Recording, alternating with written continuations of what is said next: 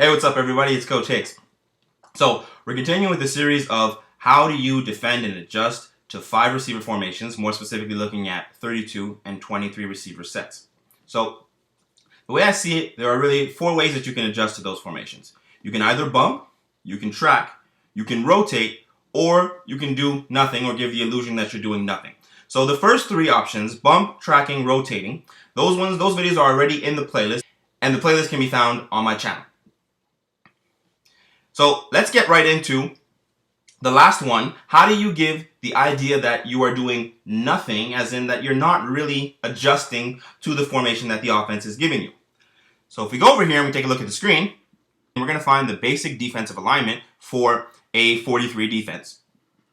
Now, one thing that remains a constant with all of these adjustments, regardless of whether you're bumping, you're tracking, you're rotating, or you're giving the illusion that you're doing nothing, is that your SAM is going to come out of the box. Now, in this situation, I would recommend having the SAM come out of the box only half of the way, so 50-50. You'll see why when we get to 23, but I feel like it makes a lot more sense to do it this way than to have him come out and play over the top of the number 3 receiver.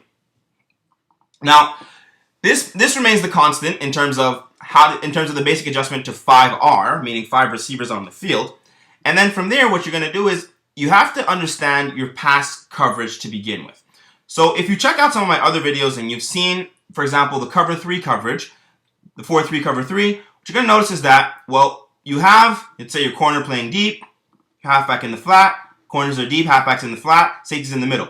So if you take a look, if you've seen the video regarding linebacker zone drops, what you're going to notice is that what you're missing is your hook to curl players, which are going to be your Sam and your will linebacker in this case, and your Mike linebacker would be your whole player.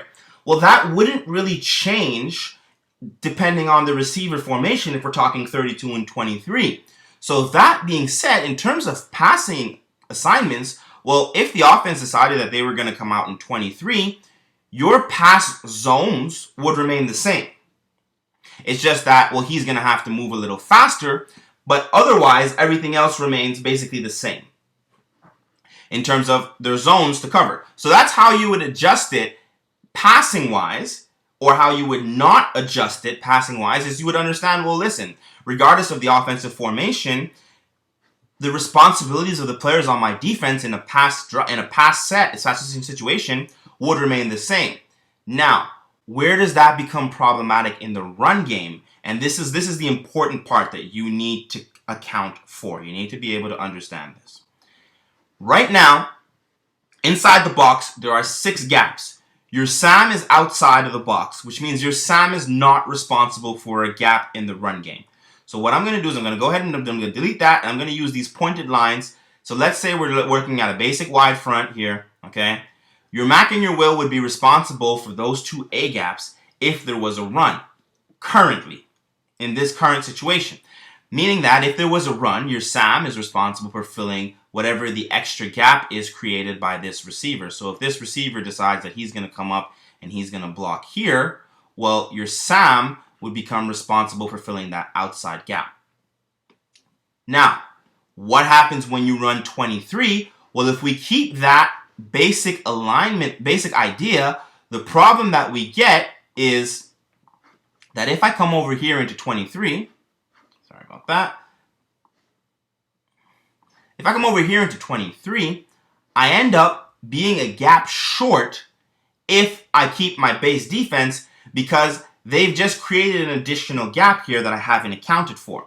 So the way I give the illusion of doing nothing while actually doing something is that I'm telling my linebackers, listen, if they come out in 23, while you will not necessarily change your alignment, what you will do is that you will become responsible for the gaps to your left or to the side of the extra receiver, in which situation you would defend the run like that.